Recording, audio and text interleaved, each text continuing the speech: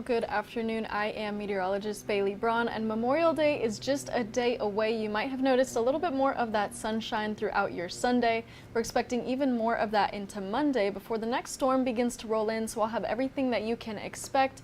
And then right after our full forecast, we'll take it to break, and then I have an extended interview with Grant Smith, who's National Weather Service forecaster in Juneau, but he has since moved out to South Dakota, and we've got all his experience and his background coming right up after that. So stick with me. We'll have a lot coming up. Now, as we start off with our graphics, always starting off with our sun data, just so you have an idea as to when that sunset is going to be. We've got that sunset at 11:03 in Anchorage, 11:41 in Fairbanks, 9:36 p.m. in Juneau, and 11:47 in Bethel. Now, as we look ahead with our weather headlines, the big thing to know is that more of that sunshine is ahead for southeast, south central, and the interior. If you are in western Alaska, unfortunately, a little bit more of those mostly cloudy skies are ahead for you for tomorrow, but that wet weather is going to return on Tuesday as that next storm gradually moves up the the Aleutian chain and the Alaska Peninsula by tonight and into tomorrow afternoon. And those overnight temperatures are not overnight temperatures, but so far these temperatures that we have heading into Monday are actually going to be some of the warmest that we have seen so far, not only this month, but so far this year. So that's the good news, and those temperatures are only going to pop in for Monday. They're quickly going to go away by the time Tuesday comes around. But it's the small winds that you got to take with a grain of salt, I guess. But as we look ahead, mostly cloudy skies into areas like southeast. We're starting to see that sun pop out just a little bit more. Temperatures sitting in the low 50s for south central and southeast. We've seen a little bit of those raindrops on that camera in Fairbanks. The chances of those afternoon thunderstorms and isolated showers does increase as we approach these kind of hours, and we'll see another round of that tomorrow, but otherwise mostly sunny for areas like the interior and southeast. Partly sunny skies right now in Anchorage and south central, but even more sunshine is ahead. Now, I wanted to show you that time lapse from today just because it's so cool to see how the clouds move and how they form. I don't know. I'm a big fan of it. Maybe that's just because of my profession. But high temperatures so far today peaked around 52 degrees, and we are going to see even warmer temperatures by tomorrow. Now, that wind forecast, I'm sure wind is something you're taking into account, especially with this long weekend. So for your Memorial Day, winds are expected to be relatively calm to light winds. That means it's not really going to be a burden. If you are planning anything outside, the wind is really not going to be an issue. All you need to worry about is those overnight lows dropping down to the low 40s. But for tomorrow, those high temperatures reaching as high as 57 degrees for Anchorage, and even parts of Anchorage such as Midtown, even Campbell Creek. Areas like this are actually a lot more likely to reach up to 60 degrees for Monday. So this is something you can look forward to. That's some good news for you. Warm temperatures on the way in the interior, and even for southeast, we're starting to see another warm up happening, especially for southeast. If we manage to get to 64 degrees in Juneau, that will have been the warmest temperature we have seen so far this month, and that's going to be really nice, especially paired with more of that sunshine. So maybe even need a little bit of that sunscreen, which we haven't needed for quite some time, but summer is just right around the corner, at least for tomorrow, because then we've got a little bit of a fake out. We've got another storm moving in by Monday night and into Tuesday. But for areas along western Alaska, even into southwest Alaska, mostly cloudy skies are in store. High temperatures reaching into the low 50s, even upper 40s for this region. Otherwise, warmer temperatures for many other regions across the state. Right now, temperatures in the upper 50s across the interior, but we are feeling a little bit of a cool down into the Aleutian chain. We're actually going to see temperatures pick back up by tomorrow as that front passes through. But right now, temperatures are on the cool down into the overnight hours, into the evening hours. Lows dropping down just a little bit cooler for tonight at 40 degrees in Anchorage and into Wasilla, mid-40s for the interior, and dropping down to that freezing level in Dillingham and Kotzebue. Now, what that means if you're in that Bristol Bay region is that if we get any showers tonight, which you will, like Dillingham, that actually increases the potential of that being a little bit of that snowfall. So don't rule that out in your planner. We will see a little bit of those scattered showers through the overnight hours tonight and into tomorrow for Dillingham. And that's even going to move up into areas like Bethel. You'll notice mostly cloudy skies up all the way into Nome. But for areas to the interior and all the way down into southeast, mostly sunny skies are ahead. We will see those clouds return in Anchorage by the afternoon to evening hours, but otherwise, for the first half of your day, expect plenty of that sunshine with warmer temperatures on the way. You see where that Aleutian chain starts, that's where more of that rain is likely. That's where that storm is that we're expecting to roll in by Tuesday in South Central. For Southeast, the only chance of rain you have is going to be in the morning, and that's only for Ketchikan and Petersburg. Morning showers are likely. That's going to be gone by about 8 a.m. to 9 a.m. And then the rest of the day, plenty of that sunshine ahead. As we look at our satellite and radar, not only do we have our flood watches and warnings, but we've got our high wind watch and wind advisory for the interior. You can see even a little bit of those lightning strikes popping up on the map, and yesterday was one of the most active lightning strike days that we have seen so far this year, of over 200 lightning strikes just as of yesterday, and we're approaching the season where that's only increasing, especially with these temperatures warming in the afternoon and more of that sunlight. So we're going to see a lot more of these lightning strikes, a lot more of these afternoon thunderstorms as we progress into the summer season. But with our flood warnings, we actually have quite a few areas where flood warnings are in effect. This includes St. Mary's, Mountain Village, Pilot Station, Marshall, Russian Mission, and Holy Cross.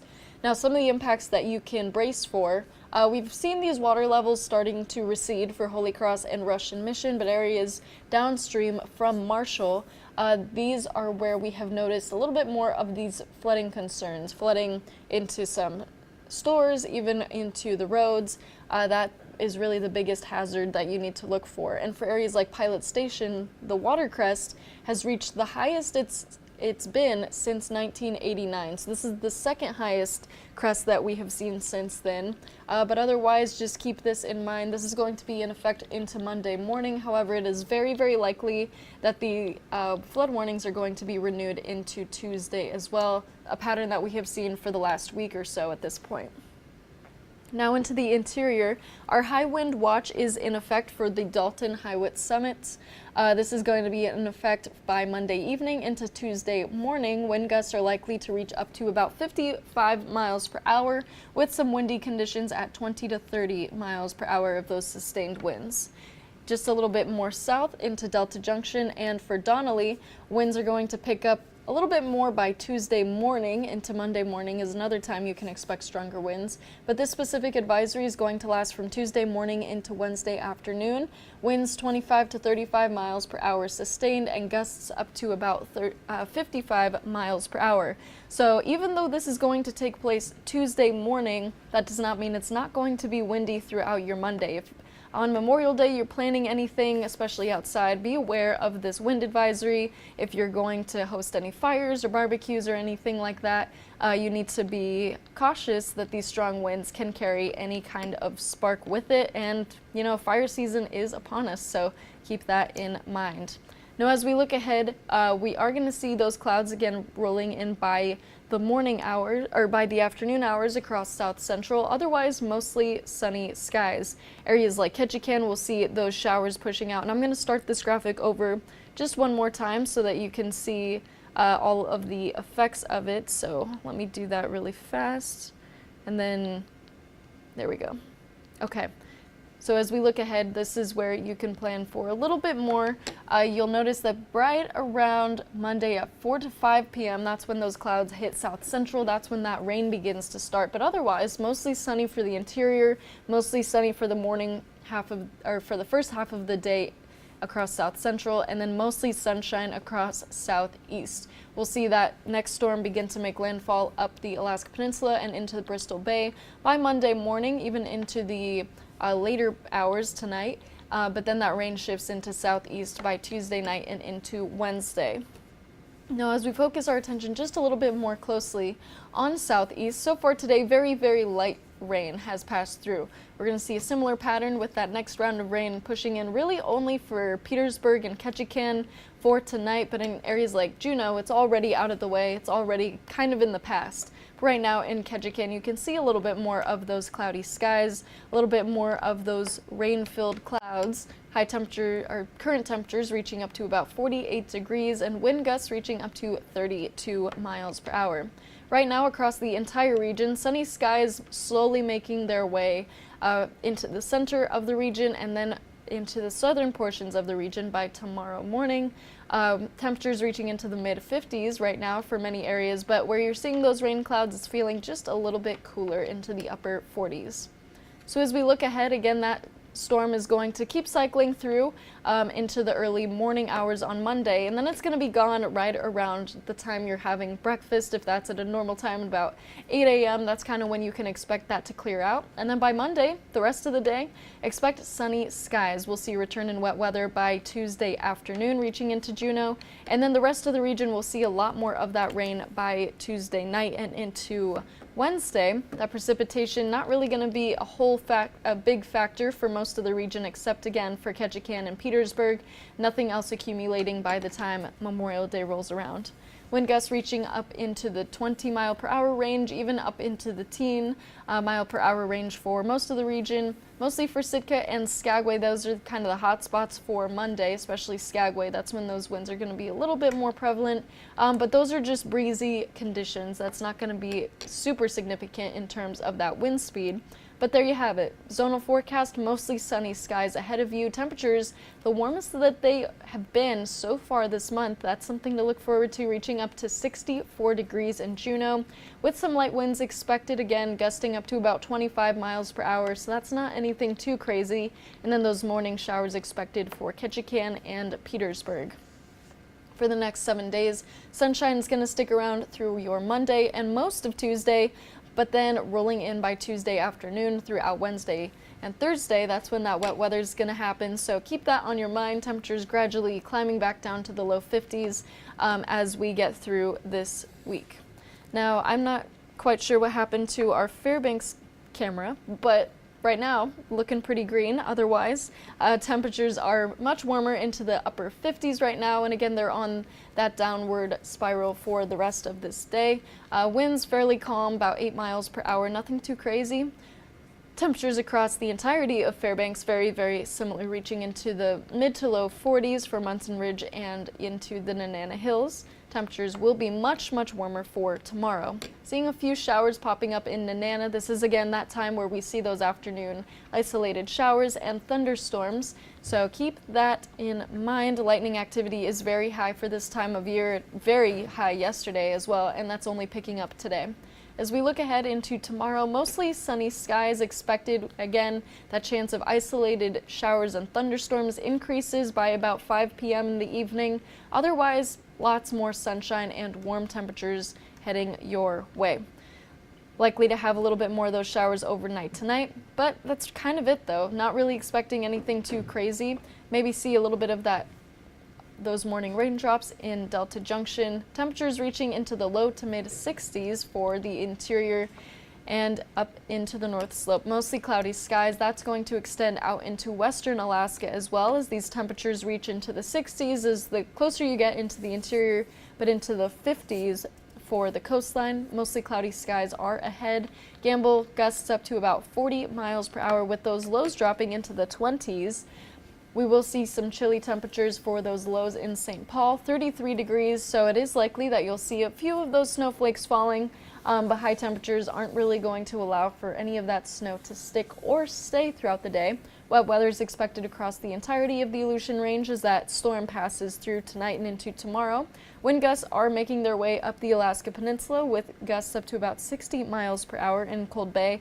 Strongest winds have already passed for Adak, reaching up to about 60 miles per hour today, but a little bit calmer winds expected for tomorrow. Now for the next 7 days in Fairbanks, obviously Memorial Day is Monday, so need to change that a little bit, but mostly sunny skies ahead for your Monday. High temperatures reaching just a little bit warmer into the mid to low 60s for the interior. Now for Anchorage, mostly cloudy skies currently, but today we started off with fairly sunny skies. Lots of that sun. I'm sure you felt it. It felt so nice when it was out. We're going to see even more of that by tomorrow. Clouds increasing into this afternoon, but then skies clearing just a little bit more for tomorrow morning. Right now, temperatures sitting in the low 50s all across Anchorage, even cooler at Anchorage Hillside at 41 degrees. And that sunshine starting to peek through even more for the Kenai Peninsula. So nice. I'm so happy to see that sun returning. It's been quite some time, but areas like Wasilla and Palmer seeing a little bit more of that cloud cover for today. That precipitation over the last 24 hours hasn't really been a whole factor. Areas like Portage Glacier and Cordova that have seen over an inch of rain nearly every day the last week or so, finally starting to calm down just a little bit more, starting to be a little bit more quiet. You'll notice that Monday staying mostly dry, and then by the evening hours, that's when those showers begin to roll in. Heaviest amounts expected on the eastern side of the Kenai Peninsula. As we look ahead again, mostly sunny, clear skies into the morning and through most of the day, and then by about 4 to 5 p.m., that's when those clouds begin to roll in and those showers return to the region. Showers are going to take over the Aleutian Chain, southwest Alaska, even reaching as far north as the Seward Peninsula, staying mostly dry and sunny for southeast into tomorrow, and that chance of scattered showers and thunderstorms in the interior. Wind gust forecast, nothing too crazy. Winds are expected to be relatively calm and then pick up whenever that storm rolls in into the overnight hours. So by about 8:30, this is when winds are projected to be picking up just a little bit more into the 20-mile-per-hour range. Again, that's just fairly breezy conditions. Now for our zonal forecast, plenty of sunshine through the morning and the first half of your day. We'll see more clouds by the afternoon, but highs in the low to mid 50s for the region in the Copper River Basin and the Kenai Peninsula.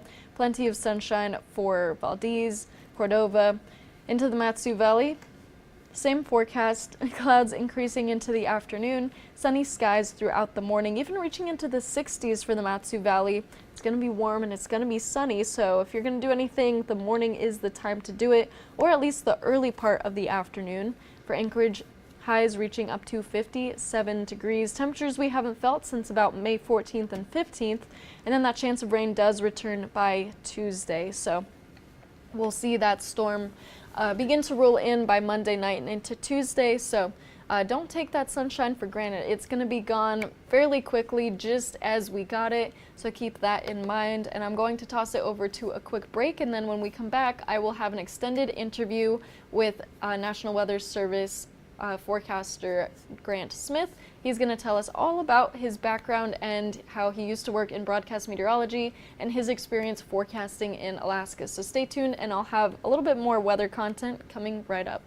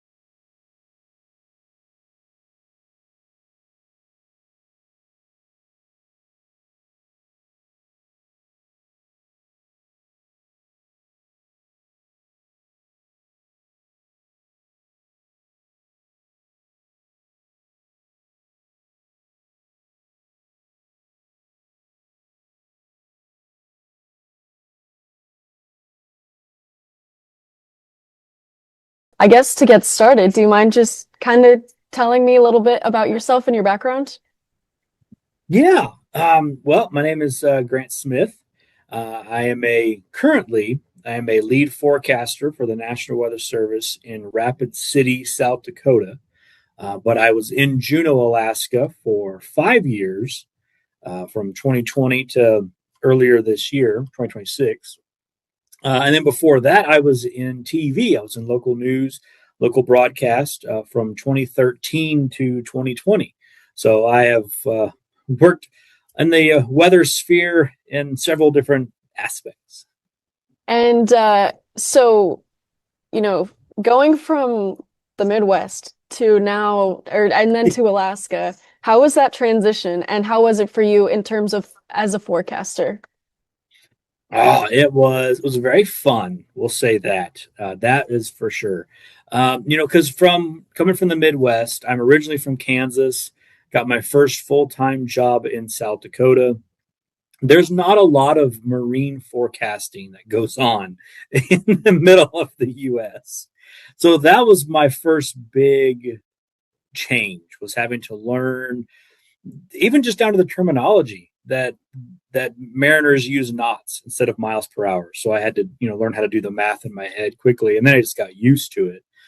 That, and then talking to mariners, getting to know what they know, learning the the locations and the topography, getting to learn all of that. Now, and then once I kind of got a grasp of, okay, here's Admiralty Island, here's where Skagway is, here's where Ketchikan is, then it was actually starting to learn how to forecast for Southeast Alaska. And all of that goes on with that. And that comes with its own challenges. We had the Southeast Alaska is a big area. You can get winter storms in the north and then rain and heavy rain, atmospheric rivers, and wind in the south. We had to cover it all at one time. It had its challenges. And especially this year with, the winter having over 200 inches of snow. How was that for you forecasting?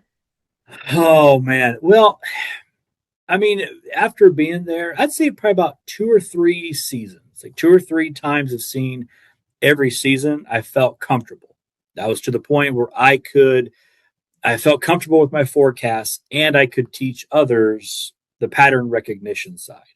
And the great thing was there were some new hires that came in that were a lot smarter than me. So as soon as I was able to teach them the pattern recognition, they just took it and ran. And so then I was able to lean on their forecasting abilities. And then my communication, we were able to combine that and have a much better products and things like that online. And so that was fun. But as far as this last winter goes, I mean, it was certainly a blast. Getting the challenge of learning where to put all the snow that I kept having to move over and over, and it was certainly fun while I was there. We moved about in January is when we moved from Juneau to South Dakota. So we got out about halfway through, but by the time I left, I think we were pushing like 90 to 100 inches, and it was just, this is neat, cool. It's definitely cool and fun. I'm sure the people of Juneau will agree with having to move all of that snow. And when it comes to being a meteorologist in Alaska, what do you find personally to be the biggest challenge? Is it the resources for forecasting, or is it just in general the crazy Alaska climate? Oh, I would say it's the resources and the modeling that goes into making the weather forecast. Because the craziness of Alaskan weather is just fun, and being part of that enterprise to help keep people safe, help keep things moving. That back and forth talking to mariners and aviation was just fun. But being able to just sit there and have those conversations, uh, a lot of times I was talking with somebody who understood the weather very well, and so we were able to have that back and forth to help them with whatever they needed at the time. Uh, and so it just comes with that pattern recognition. It's just then the other side of coming with the details. Yes, it's going to snow. It's going to snow a lot, but how much? And so that's the part that has to get into the details there, because the modeling for Southeast Alaska, the topography is so extreme. I mean, in 1 or 2 pixels, you can go from sea level to 3,000 feet. And we just don't have the computing power to fully resolve that. And so being able to see the models, see what they do, what are their biases, and then put my own experience into the forecast, the final forecast that the viewer or the reader reads, being able to put that experience into it is what was fun and the challenge of Southeast Alaska. And the nice thing that I have found with Alaskans is that they're very well equipped to the weather. They understand it. So it's nice because you can talk to people in all these scientific terms and they get it. And I think it's part of the piloting and being mariners and things like that.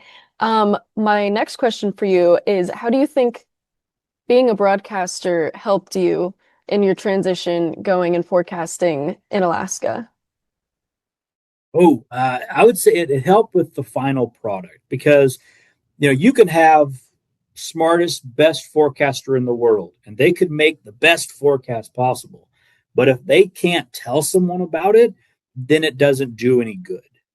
And so, having that communication background when I first got in, I was surrounded by people who knew forecasting and they were good at it. All I had to do was take what they made and help them package it into a nice story that could go on Facebook, that could go on Twitter, that can go on our website, um, go on YouTube and make videos and that sort of thing.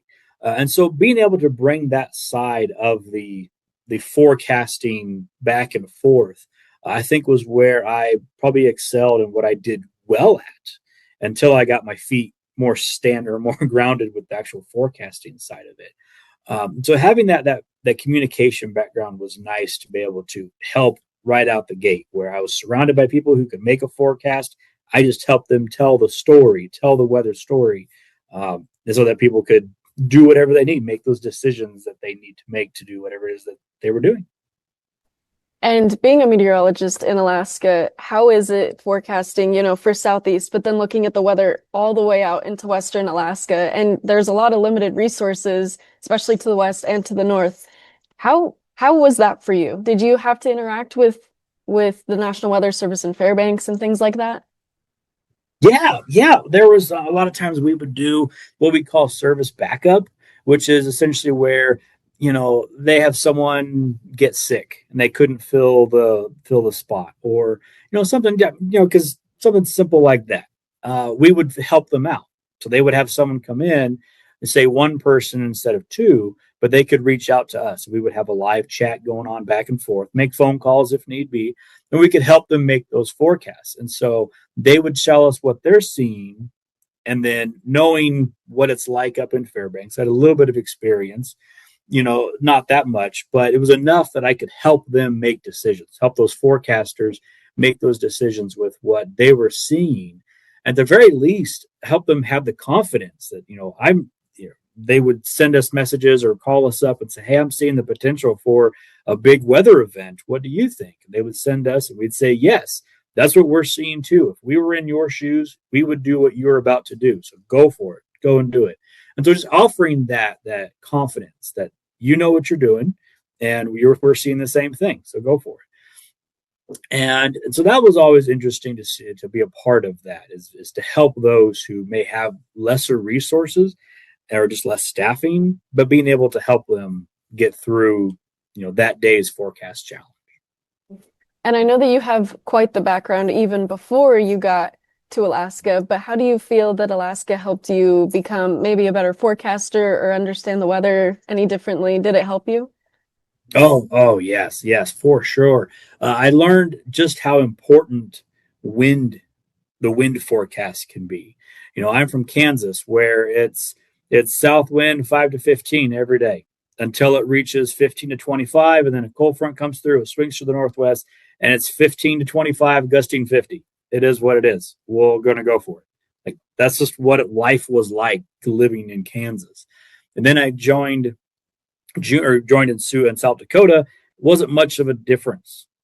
And then I went to Juneau, Alaska, and it's a whole other ballgame with the microclimates, where you could have an outflow event where the inner channels would be blowing 30 to 50 knots, but then you get out of that inner channel, go just a couple miles to the east or west, and it's dead calm. And so being able to identify and see those microclimate zones and being able to help make a better forecast than what the models could produce was a learning experience, and it was good. And I brought it back down here. So now when I see these extreme differences around a mountainous area, I'm not phased by it because, oh yeah, I dealt with that all the time in Alaska. Yeah, it's totally normal to have 50-mile-an-hour winds there, and then 10 miles over, it's calm. Yeah, that's normal. That's fine. so having that time in Alaska definitely made me a better forecaster because it showed me where I could dig into the models to find out where they come up short and where I can add value. Mm-hmm. I guess I can kind of relate to that. I feel that a lot, especially because I went to college in Florida and it's just completely flat. So it's like, oh, you got this cold front? Okay, here's this swath of cold temperatures, but that doesn't really happen here at all. Um, so how did you go from forecasting in Kansas to Alaska? I mean, those are so different. Those couldn't be more different. Yes, it is very different. Even now, even in South Dakota, when I was there in Alaska, we would be talking about atmospheric rivers, and we're discussing, okay, do we think we want to go 3 to 5 inches of rain, or should we maybe say like up to 7 inches of rain, tomorrow? Come here, and it's like, all right, another fire weather day, no precipitation, very, very different, very, very different. And so making that jump, you just have to kind of just embrace the fact that you may not know what's going on and just trust your teammates that they know what they're doing and they'll teach you. And over time, you'll build that experience. And that's what really helped me was just finally embracing the fact that I don't know. I'll just ask a lot. And I asked a lot of questions and forecasted a lot, got a lot of help, and just worked my way through it. All right, I think I have two more questions for you, at least for right now. First one, what was your favorite part of the weather in Alaska? Oh, favorite part. I'd say for me, it was the challenge of when will the snow switch over to rain in the area. That was always such a fun thing because the computer models are wrong because they think Southeast Alaska is at like 1,000 to 3,000 feet, so it's just always snow all the time unless it's very clearly rain. And so being able to know, well, it's going to be the wind is going to drive whether or not the precip is rain or snow. So being able to find those tiny, tiny details in the pressure field and in the winds to be able to see, oh, the precip will start to switch over at 7 a.m. and by 1 o'clock, it's going to be rain. So somewhere between 7 and 1, it's going to switch over, and then being able to narrow it down even more. That's what I love the most was digging in and finding those fine details of when will the rain switch over to snow or will the snow switch over to rain. That I always enjoyed, always enjoyed. Oh yeah, that's a good answer. And my last question for you is now that you're back in South Dakota, do you miss Alaska? Oh, I mean, yes, yes. The big reason why me and my family moved back was just to be closer to family. Mhm. It's a lot easier to get in a car and drive for half a day than to get on a plane and fly for 14 hours with 4 kids. But the weather, the environment, the marine, the food, I mean, I grew up in Kansas and I love seafood and I hardly ever got it. Then you put me in Juneau, Alaska, and it's like, oh, it's fantastic. Fish tacos, or, somebody puts a sign on the side of the road, they're selling crab. Like, I'm on it. So the food is for sure something I miss. And obviously all the mountains and the hiking, the trails, the fishing. Yeah. What is Alaska? The outdoor life is for sure I miss that.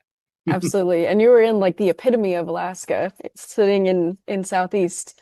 Well, is there anything that I haven't asked you that you wanted to say or that you wish that I had asked? Oh man. No, I can't really think of anything. I mean, just Alaska is a very special place. I'm going to always remember it. I went there in college over the summer, which is why I applied to Juneau in the first place. Mhm. And I don't no regrets. The life there was great. The coworkers that I had at the weather forecast office in Juneau are top notch. There's some great forecasters there that really, I mean, some people get into this field because they feel that they're this great forecaster and they're just out to show everybody how smart they are. That is not the weather forecast office in Juneau at all. It is just a group of people who are very concerned about their and their families, but also the rest of Southeast Alaska. And so they do the job they do and they do it as best they can to serve those around them. They're not in it for personal glory. They're in it to help others. And that was just wonderful to be around. Just a team of people whose sole purpose is to serve other people. I loved it.